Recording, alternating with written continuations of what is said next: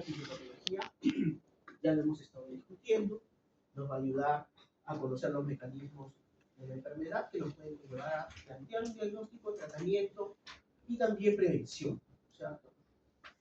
¿Qué nos permite entender la fisiopatología? Pues los mecanismos de las diversas enfermedades, justamente para plantear el diagnóstico. ¿Cómo planteo yo un diagnóstico? Justo lo que hemos estado conversando.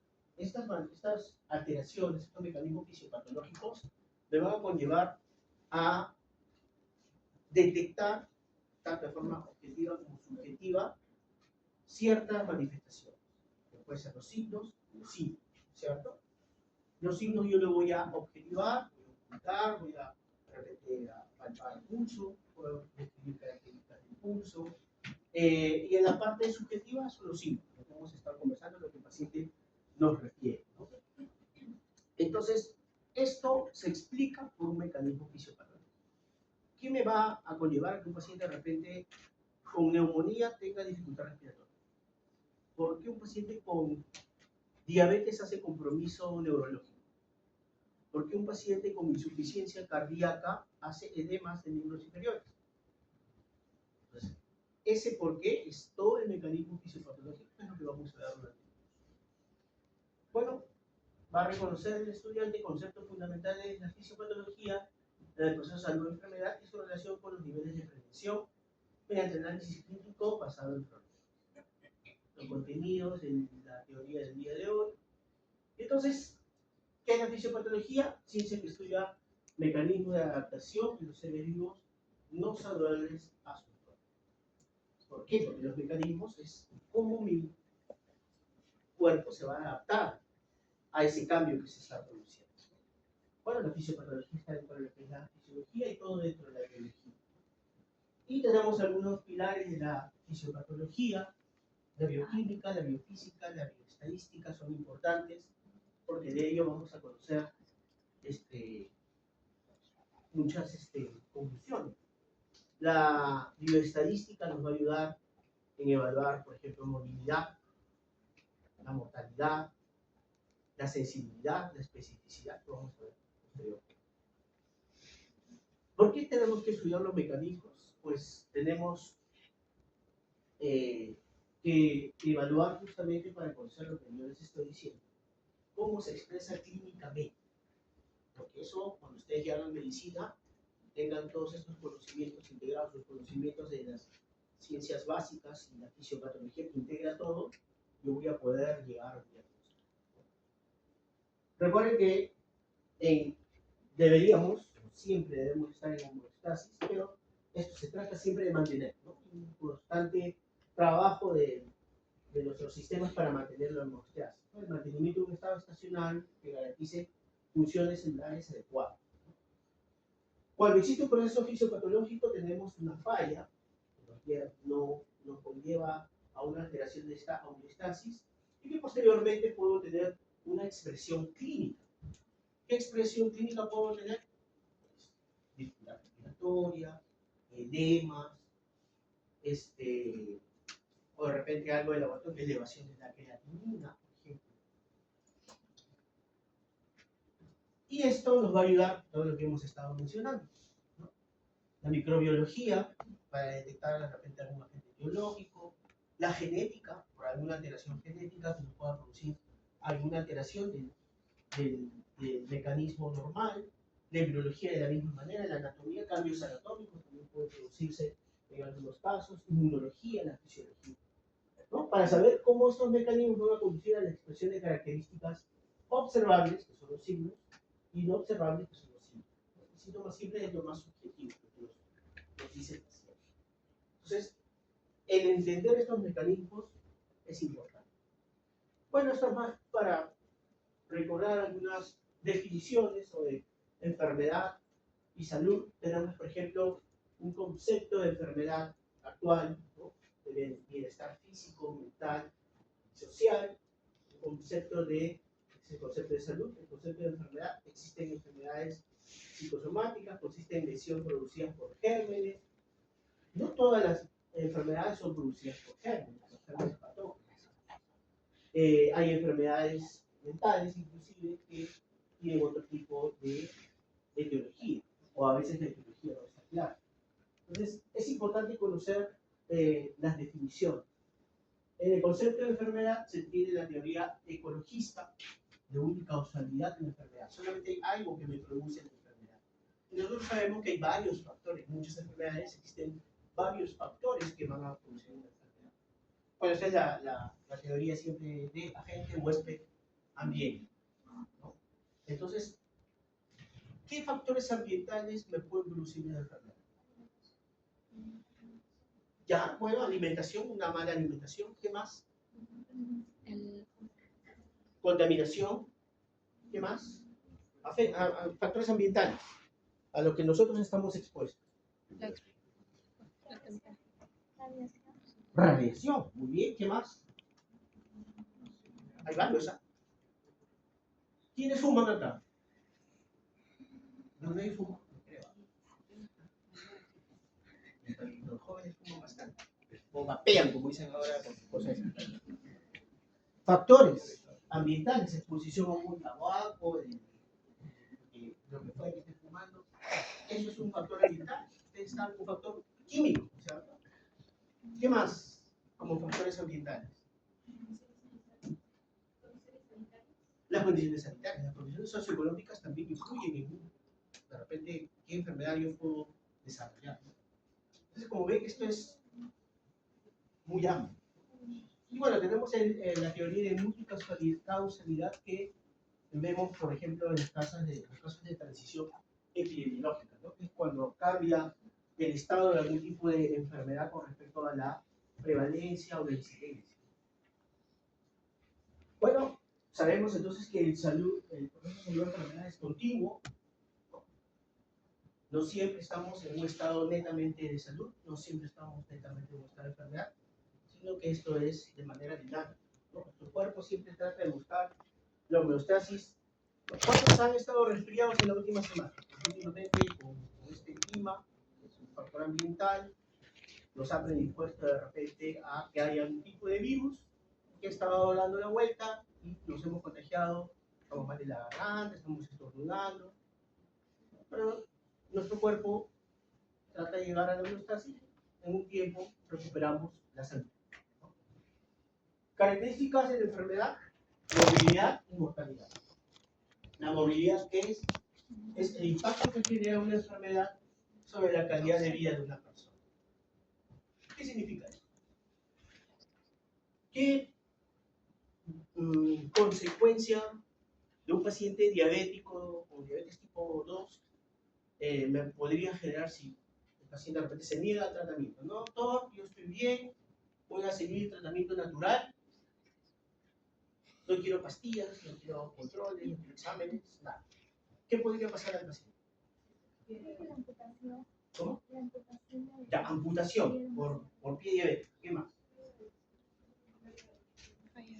Pérdida de visión, ceguera por un compromiso oftalmológico. ¿Qué más? Infartos. Pérdida de peso. Infarto. Infarto, muy bien. Puede haber un compromiso cardiovascular, ¿no? Por la alta cantidad o niveles de glucosa en sangre. Van a producir daño, ¿no? Neuropatía. Las neuropatías, ¿no? Entonces, un paciente, por eso es importante nuestra acción en la parte preventiva a diversos niveles, es evitar que nuestro paciente, a pesar de que yo tenga una enfermedad, llegue a que su calidad de vida disminuya, o por lo menos mantener una calidad de vida adecuada. Es que no podemos evitar que disminuya un poco la calidad de vida. ¿No? Un paciente que lamentablemente se le tiene que amputar un miembro inferior, su calidad de vida va a ser disminuida, no va a poder trasladarse solo, o como antes, ¿no? Y va a tener de repente la necesidad de un apoyo. Entonces cambia la calidad de vida. Bueno, la mortalidad, parámetro estadístico para medir la cantidad de muertes respecto a un grupo determinado de personas en un periodo de tiempo. Estos son ya pues, definiciones estadísticas, igual que la tasa de mortalidad, ¿no? Y bueno, la mortalidad obviamente la medimos para ver de repente que como una enfermedad que pueda causar, comparar las enfermedades para ver cuál es la que pueda causar mayor cantidad de mortalidad. Por ejemplo, si yo quiero comparar la mortalidad por infección de SARS-CoV-2 entre el 2020 y el 2025, ¿habría alguna variación? Sí. Sí, ¿cierto? ¿Por qué? ¿Por qué hay esa variación en el SARS-CoV-2? Es un ejemplo que nos ayuda. ¿Por qué es diferente en el 2020 que en el 2025? Levanten la mano, no tengan miedo.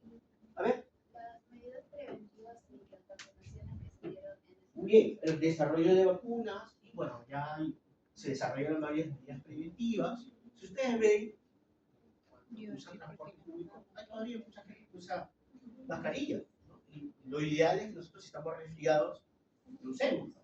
Porque nosotros agarramos ahí cuando estamos en el micro, ya, bueno, creo que el alcohol es mucho y nos dejaron de usar, en fin.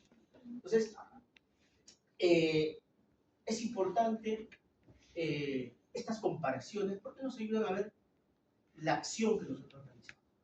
Si yo, digamos, intervengo en un proceso de enfermedad, puedo variar tanto la mortalidad como la morbilidad.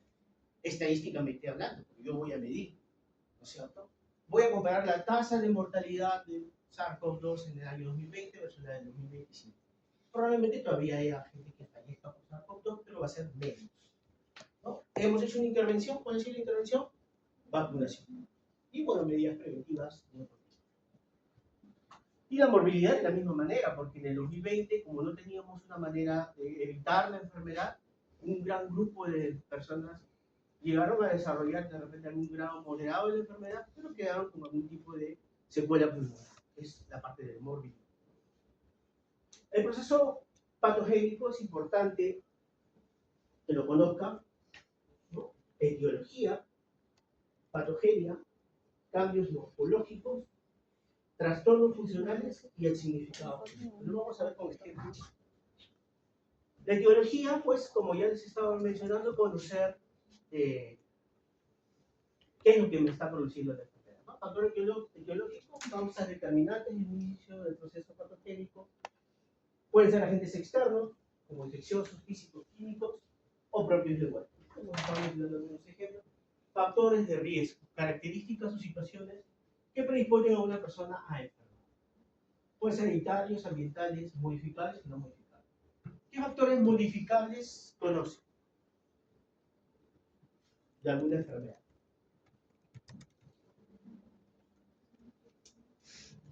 ¿Qué factor yo puedo modificar? Dieta, estilo de vida, ¿no?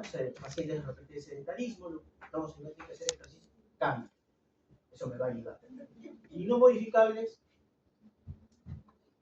hay características que tenemos nosotros que no podemos modificar. La parte genética, la edad, hay enfermedades que son prevalentes más en un grupo de etario que otro. El sexo, hay grupos que son más prevalentes, en el sexo masculino que el sexo femenino. ¿Qué más? ¿Algo más? No modificable, no modificable. Etnia, la parte racial también es importante, se describe. Cuando ustedes vayan leyendo revisiones de nuestras enfermedades, van a ver que hay predisposiciones, la parte epidemiológica. Debe ser. Y, ya, y bueno, la etiología va a estudiar los factores etiológicos que pueden ser conocidos como muchas enfermedades contagiosas, multifactoriales, porque no solamente va a estar presente de repente una crisis infecciosa, sino puede predisponerse también por medios, por factores ambientales. Y también existe la idiopática, no sé, por ejemplo, yo que soy reumatólogo, cuando a mí me preguntan, yo, pero ¿por qué me ha dado artritis reumatoide? ¿Por qué me ha dado lupus? ¿Por qué me ha dado esclerodermia? No pasa. Claro, los estudios dicen que puede haber, los estudios son para relacionar, de repente si está algún virus que pueda producir algún tipo de mecanismo, pero todavía concluyente no. Muy bien. La patogenia, ¿no?, es la secuencia de acontecimientos debido a la respuesta de las células o tejidos frente al agente etiológico. Esta es la reacción. ¿Qué es lo que yo, o mi organismo, la célula, el tejido va a realizar contra el agente etiológico, ¿no? Algunos sinónimos: mecanismo patogénico, patogénesis, vía fisiopatológica y mecanismos subyacentes de enfermedad. Son diversos tipos de sinónimos de patología. Entonces yo voy a ver cómo se responde a esta agente biológica.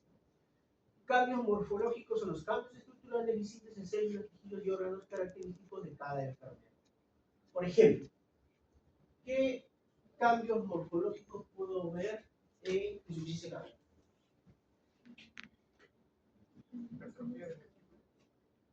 Levante la mano.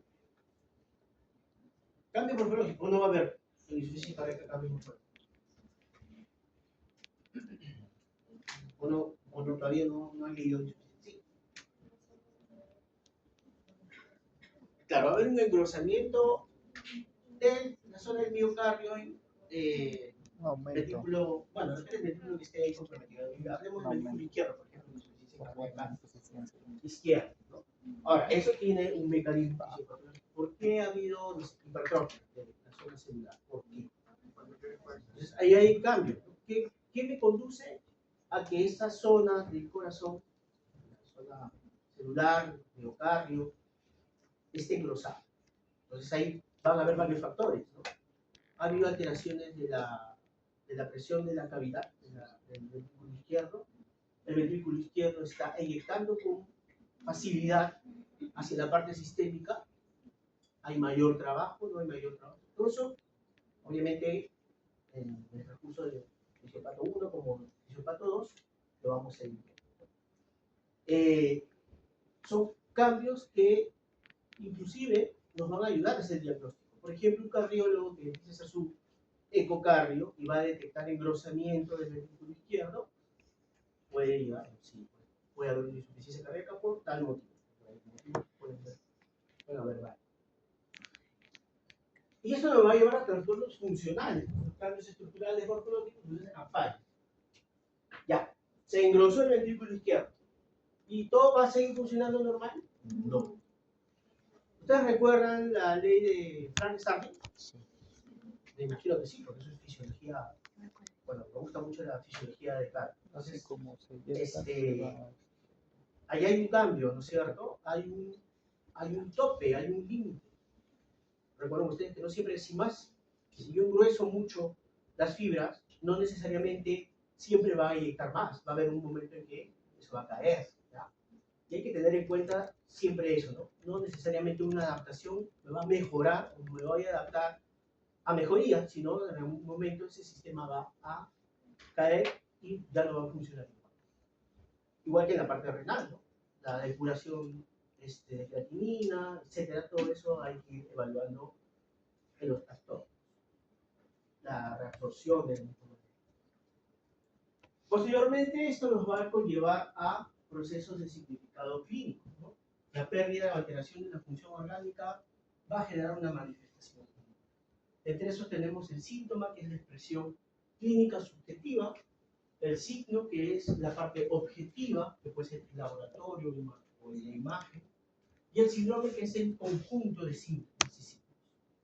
Por eso, esto es importante conocer en la fisiopatología, porque esto me va a ayudar a plantear mis diagnósticos.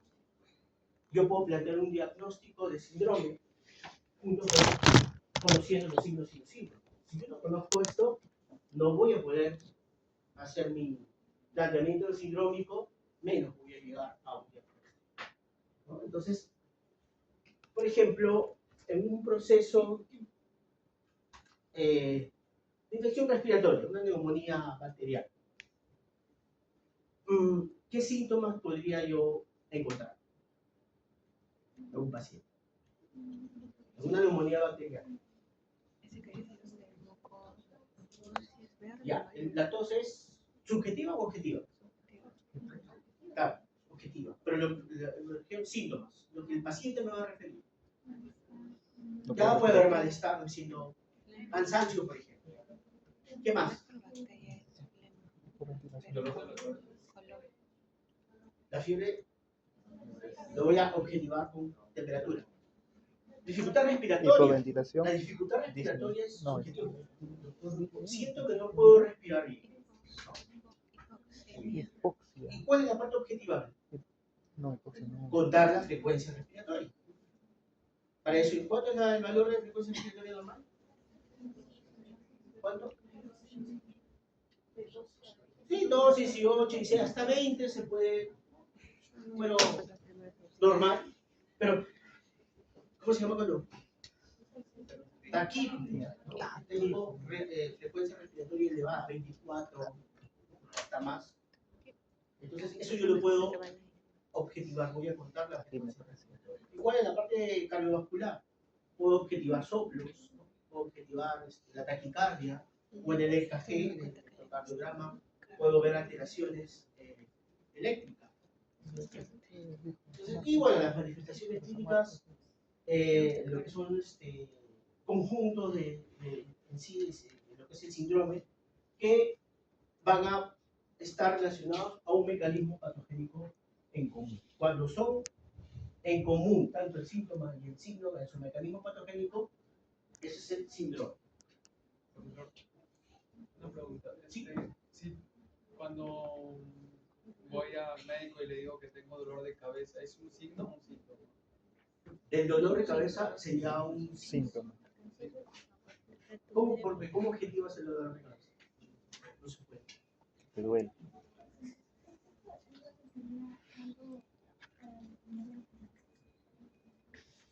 ¿Cómo?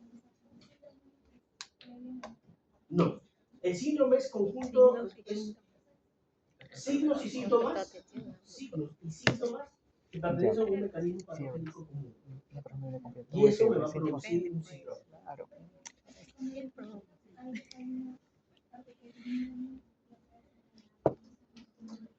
Lo que pasa es que no necesariamente un síndrome llega a ser una enfermedad, no siempre es así. Un síndrome puede describir una parte del proceso patogénico. Es el Por conjunto, ejemplo, ¿no sería? no sé si ustedes de repente han visto, no creo, historias clínicas ponen síndrome de hematoso. Ya, ¿qué es síndrome de hematoso? Pertenece a un solo mecanismo fisiopatogénico. Por ejemplo, ¿qué me puede producir edema? Un síndrome de hematoso, ¿por qué me puede producir edemas? Hay varias causas, ¿cierto? Por ejemplo, pérdida de proteínas, ¿no es cierto? En enfermedades renales, ¿no? Digamos,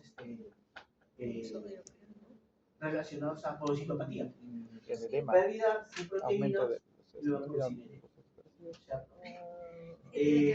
Entonces, Sí. todo eso pertenece a un mismo mecanismo físico. Que hay varios signos y síntomas, aparte del edema, pero que pertenecen a un solo signo.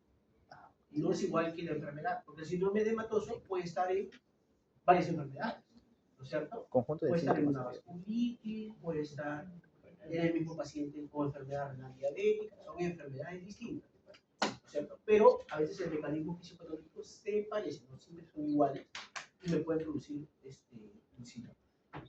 No siempre el síndrome, en algunos casos puede coincidir, pero no necesariamente es, ¿no? La enfermedad y el síndrome no es lo mismo. Por ejemplo, tenemos enfermedad renal crónica. Etiologías de la enfermedad renal crónica, la diabetes me puede producir enfermedad renal crónica, sí. Compromiso renal, la hipertensión arterial. ¿Por qué la hipertensión arterial me produce daño renal? ¿Qué tiene que ver la presión arterial con la renal?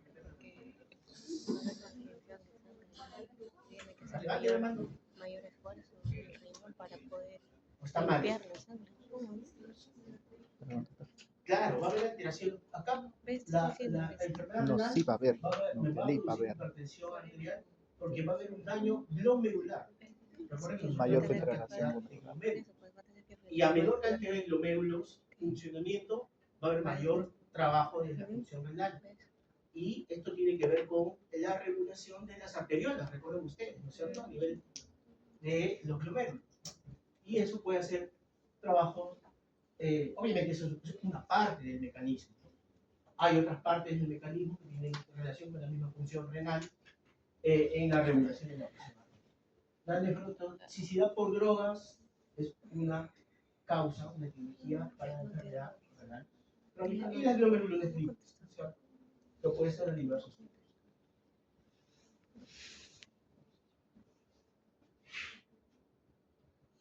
Entonces, esta misma enfermedad renal crónica me va a producir ciertos mecanismos fisiopatológicos, ¿no? La patogenia. Por ejemplo, en el caso de diabetes, La hiperglicemia me va a producir cambios.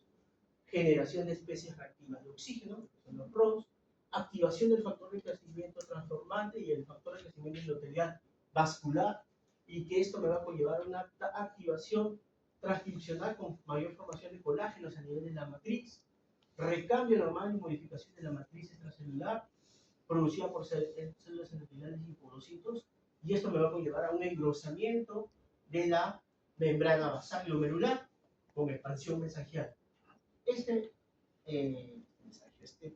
glomérulo, que debe de tener una cantidad de células, ustedes han llevado histología obviamente, y saben que hay una cantidad de células mesangiales. Cuando crece la cantidad, mesangial,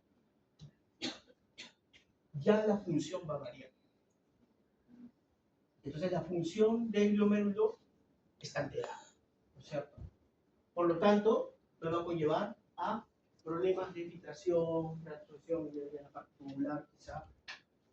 Entonces, esos mecanismos fisiopatológicos, esto es lo que ustedes van a hacer en el curso, la descripción, así, mapas conceptuales. Eso es lo que se tiene que hacer tanto en práctica como en seminario. En práctica lo van a hacer ustedes ahí mismo, en el seminario lo van a preparar. Así más o menos es lo que queremos para los seminarios. Esto me lleva a esto, como consecuencia de esto, y posteriormente ya pueden poner sus manifestaciones. Es una manera, digamos, más fácil para poder recordar. Y con la aplicación de casos clínicos en las prácticas, es más bonito. Muy bien, entonces la enfermedad renal crónica me va a producir cambios morfológicos, ¿no? A nivel glomerular, que hemos estado hablando, a nivel tubular. En una etapa avanzada de la enfermedad renal crónica va a haber esclerosis glomerular, ya esos glomérulos no van a tener función. Por lo tanto, ya vamos a tener... ¿Qué pasa si no funcionan los glomérulos? No hay filtración. No Filtración. filtra. ¿Cómo vamos a estar con la parte de los asuados, la creatinina, todo eso? Entonces, no tenemos filtración, no tenemos reabsorción, si tenemos daño a nivel tubular, ¿no? Por ejemplo, ¿qué me puede producir daño tubular renal? ¿Recuerdan ustedes algo que nos produzca daño tubular renal? Generalmente relacionado a aires, por ejemplo. Los aires también pueden producirnos daño tubular, no solamente glomerular, sino tubular.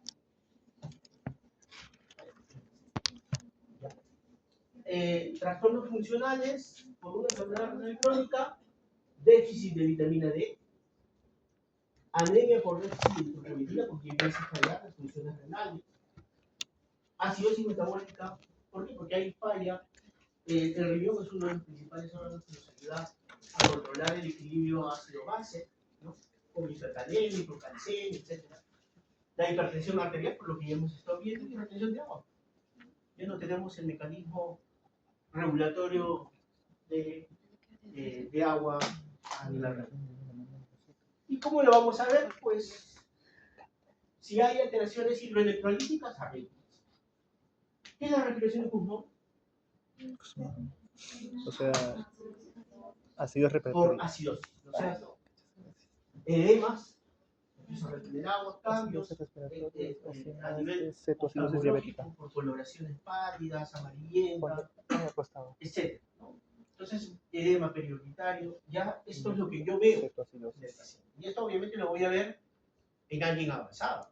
Porque hay pacientes que empiezan a hacer enfermedad renal crónica, enfermedad renal y no tienen ningún tipo de sintomatología.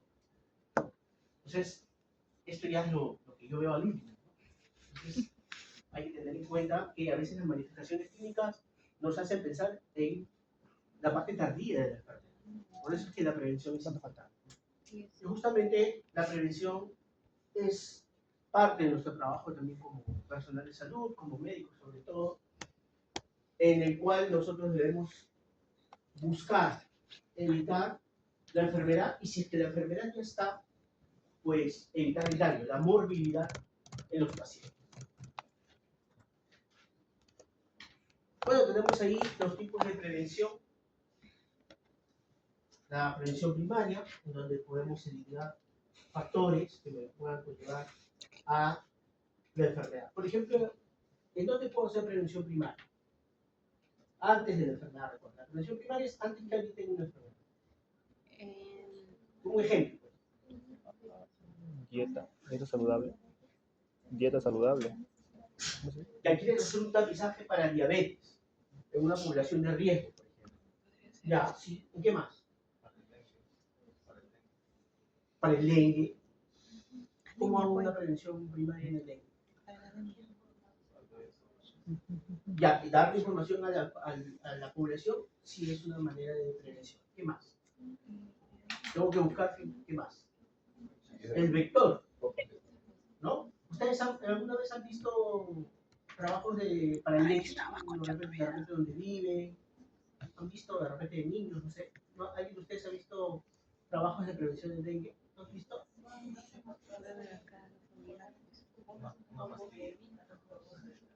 Claro, se buscan los inservibles porque hay lugares donde están pues, no sé, tachos, macetitas, así que botan vasijas, en lugares sobre todo donde llueve mucho, ¿no? Que acá en Lima también hay, este almacenamiento de agua.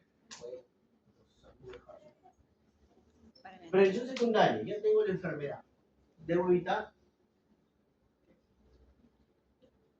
que de repente se desarrolle una enfermedad sintomática. Tengo que evitar que me hagan justo lo que hemos visto, manifestaciones de ya enfermedad avanzada. Y en el caso de que ya tengo una enfermedad, debo evitar complicaciones.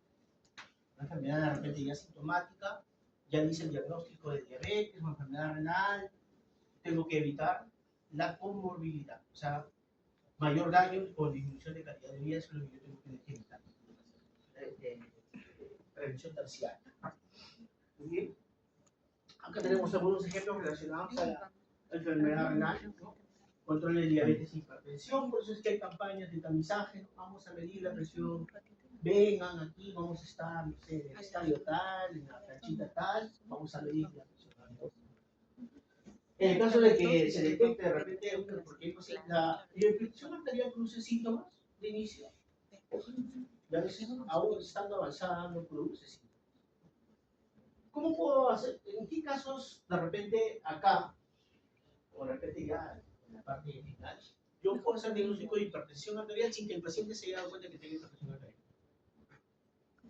De repente, ¿qué suceso en muchos casos me hace ese diagnóstico de hipertensión arterial? ¿Ah? Un suceso. Infarto o golpe miocardio. Hay muchos infartos que llegan a la emergencia. ¿Antecedentes? ¿No es diabético? No es diabético. ¿Es hipertenso? No. Obesidad. Uno toma la presión 200 sobre 100. Infarto. Ahí se hace. En fin, entonces, por ejemplo, acá tenemos el control, en el caso de la enfermedad renal, dosaje de creatinina, examen de orina una vez al año, si es que yo hago el diagnóstico de problemas renales, pero sin manifestaciones. Y en el caso que ya tengo un paciente con manifestaciones clínicas, pues evitar el daño, por ejemplo, acá debo evitar como manejo de la anemia, con el uso de eritropoyetina por el déficit de eritropoyetina de la enfermedad renal. ¿No? Eso tengo que evitar los controles para que el paciente disminuya su calidad de vida. Ahí, por ejemplo, puede retrasar el proceso de requerimiento de hemodiálisis.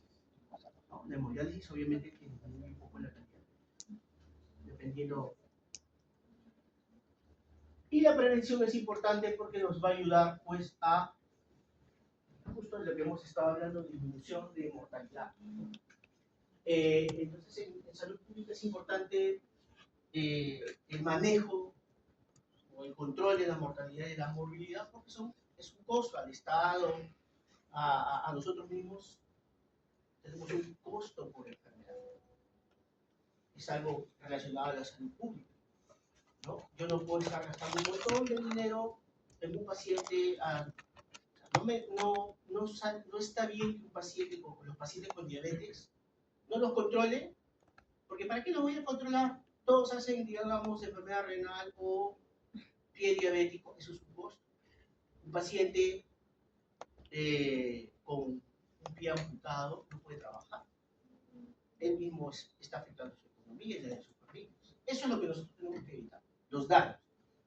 Y para eso se hacen los tipos de prevención. Acá hay un ejemplo de un cuadro estadístico que tiene que ver con causas de disminución de muerte por cáncer colorectal. Y esto ha sido por prevención en los diversos niveles, ¿no? vemos como entre 1975 y el año 2005 ha ido disminuyendo la curva de mortalidad, haciendo los diferentes tipos de prevención. Y bueno, actualmente pues se tiene que trabajar en la parte oncológica, que ha aumentado ciertas enfermedades oncológicas en nuestro país y debemos trabajar en prevención, sobre todo prevención primaria. Secundaria, si es que hay alguna enfermedad oncológica que podemos evitar la metástasis. Recuerden que sin intervención vamos a tener pues problemas, ¿no? Aumento de mortalidad, aumento de morbilidad. Siempre tenemos que ver nosotros el pronóstico de una enfermedad, la recuperación, ¿no? Hay pacientes que, mejor dicho, hay enfermedades que pueden tener un buen pronóstico si yo actúo a tiempo, como hay pacientes que pueden pasar el proceso de enfermedad y llegar a una recuperación total o parcial.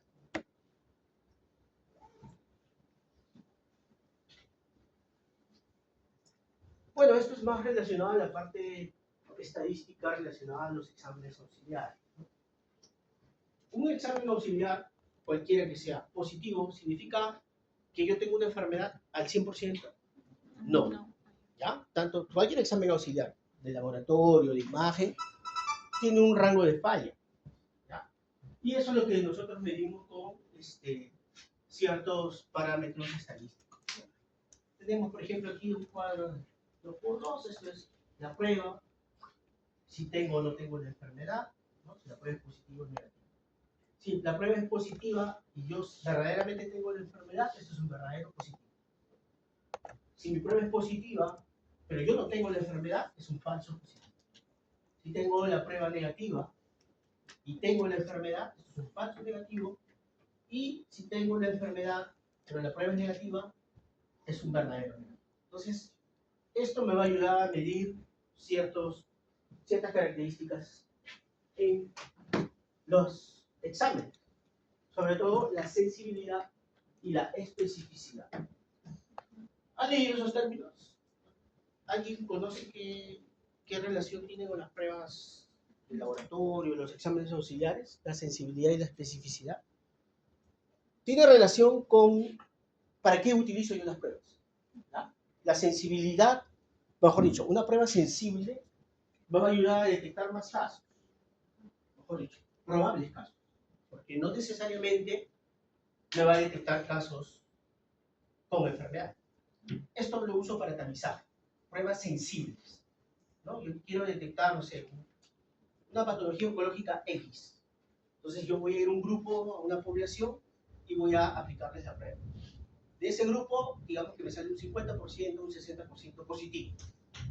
No, es una prueba sensible, quiere decir que me va a tratar de captar los probables pacientes que tengan esa enfermedad. Ahora, yo capté esa población, tengo que hacer una prueba específica para confirmar el diagnóstico. ¿Me entendieron, no? La prueba sensible es yo para detectar de repente la mayor cantidad de población que me va a dar positivo a esa prueba. Y una prueba específica es la que me va a ayudar a confirmar el diagnóstico. Una prueba específica se utiliza mucho en muchas enfermedades. Por ejemplo, en la enfermedad, en la artritis reumatoide, por ejemplo, el factor reumatoide es una prueba sensible. El factor reumatoide no solamente es positivo para artritis reumatoide, es positivo para otras enfermedades. Entonces yo voy a captar todos los pacientes, quiero hacer un descarte, digamos que se hace, ¿no? Eso no se hace, pero es un ejemplo. Digamos que quiero hacer un descarte de artritis reumatoide, los pacientes. Digamos que de 100 pacientes, 40 me sale positivo factor reumatoide. Pero muchos de ellos no tienen síntomas, no tienen nada. Entonces, ¿todos tienen artritis reumatoide? No. Para eso voy a hacer una prueba específica. ¿Cuál es la prueba específica? Antipéptidos citrullinas. Entonces, de repente, de esos 50 que me dieron positivo para el factor reumatoide, solo me sale positivo 30. Entonces, yo confirmo el diagnóstico. Es un ejemplo, a grandes rasgos, ¿no? Porque hay enfermedades donde también yo tengo que dar importancia a la parte clínica, las manifestaciones clínicas para llegar a mi diagnóstico. Pero hablando de pruebas, es así. Bueno, y existen otros tipos de definiciones como valor predictivo positivo y valor predictivo negativo. Estas son las formas de calcular, ¿no? ¿Y qué es la prevalencia? ¿Qué es la prevalencia de una enfermedad? Lo han leído, me imagino si han leído que en algún momento en sus libros la prevalencia aumentó, la incidencia de tal enfermedad aumentó en los últimos 5 años. ¿Han leído esos términos? ¿Pero qué es prevalencia o qué es incidencia? La prevalencia es digamos, el número de casos de una enfermedad, pero en un tiempo determinado, en una población determinada. La prevalencia de tuberculosis en el año 2020, en el periodo 2000-2025. ¿Cuántos casos de tuberculosis? Y la incidencia son los nuevos casos. ¿No? Quiero ver la incidencia de tuberculosis en el mes de agosto de este año. ¿Cuántos casos nuevos? Esos son para hacer cálculos estadísticos, son definiciones que sí deben conocer. Hasta que tenemos hasta las 12 horas.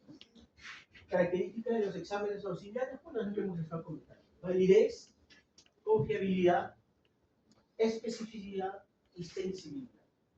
Tiene que ser válido, herramientas de medición que determinan lo que mide. ¿No? Tengo que tener parámetros que necesariamente miden lo que yo estoy buscando. Confiabilidad, que yo al repetir voy a tener el mismo resultado. Porque un instrumento o un examen que yo mido, en uno me sale, no sé, 120 de glucosa. Y vuelvo a hacer otra medición y me sale 60, no me confío. Sensibilidad, proporción de enfermos que son positivos a una prueba. Descarta la enfermedad. Y especificidad es la proporción de sanos que son negativos a una prueba y el positivo confirma el diagnóstico. Es lo que les está comentando. Una prueba específica positiva me va a confirmar el diagnóstico.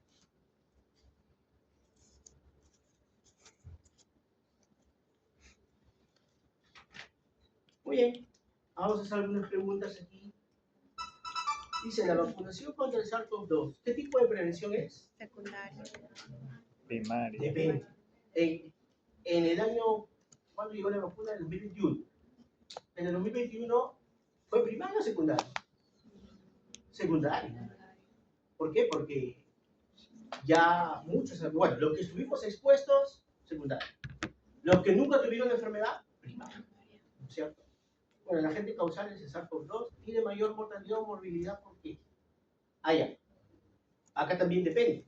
Si yo miro la mortalidad y morbilidad en el año 2020 o 2021 comparada con la del 2024-25, ¿va a haber variación o no? Sí. Sí. Obviamente en el 2020-2021 la mortalidad era altísima y la morbilidad obviamente mayor. Actualmente, por la intervención, la vacunación, eso ha bajado. Entonces la prevención ayuda a estos cambios. Y eso es importante. Nosotros como médicos vamos a hacer una intervención en nuestros pacientes, o sea, a nivel individual y a nivel poblacional también. A ver, dice, paciente fumador de 40 años con diagnóstico de POC presenta tos sin expectoración. Labios oscuros, uñas amarillentas, al examen rombos, saturación de oxígeno de 95. ¿Qué órgano está comprometido? ¿Qué cambio macroscópico esperaría ver? La cianosis. No, macroscópicos, a nivel pulmonar. Engrosamiento de los bronquios. ¿Cómo? O sea, que los bronquios se engrosen. Tal vez. No, Ya puede haber cambios a nivel, dependiendo de qué tipo de enfermedad sea, de repente dilataciones, bronquiolitis, bueno, cambios microscópicos, bueno, ahí ya tengo que ser específico a que, por ejemplo, a nivel alveolar, qué cambios voy a ver, ¿no es cierto? Engrosamiento, mayor cantidad de tejido colágeno, o fibroso, perdón. ¿Qué cambio celular se produce en EPOC? Las células, No, puede ser más de repente en estados relacionados a parte ecológica, pero en EPOC, destrucción de las células alveolares. Destrucción de las células alveolares. claro, ahí va a haber un cambio a nivel de la estructura alveolar, ¿no es cierto? De la parte celular. Por eso es que hay otras configuraciones como otros tipos de dilatación. ¿Qué cambios bioquímicos espero encontrar? ¿Me va a producir algún cambio bioquímico en EPOC? La hipoxemia puede ser. Hipoxemia. Claro, es más por función, ¿no? Si yo no voy a tener una membrana, recuerden la difusión, ¿no? El intercambio gaseoso tiene que estar indemne, ¿no? La zona alveolar con la arterial para poder haber intercambio gaseoso. De lo contrario, si hay un engrosamiento o hay una obstrucción, la función alveolar va a estar disminuida. Por lo tanto, es lo que me va a producir ciertas manifestaciones. Si no hay buen intercambio gaseoso, ¿qué voy a retener? CO2. CO2. Y si retengo CO2, va a haber hipoxemia. Si va a haber hipoxemia, de repente voy a empezar a hacer cianosis, Acidosis respiratoria. ácidos, Sí, respiratoria. estados ya más avanzados. Entonces se dan cuenta que todos esos cambios nos van a producir manifestaciones. Punto, ¿no, profe? Muy bien, chicos. ¿Preguntas?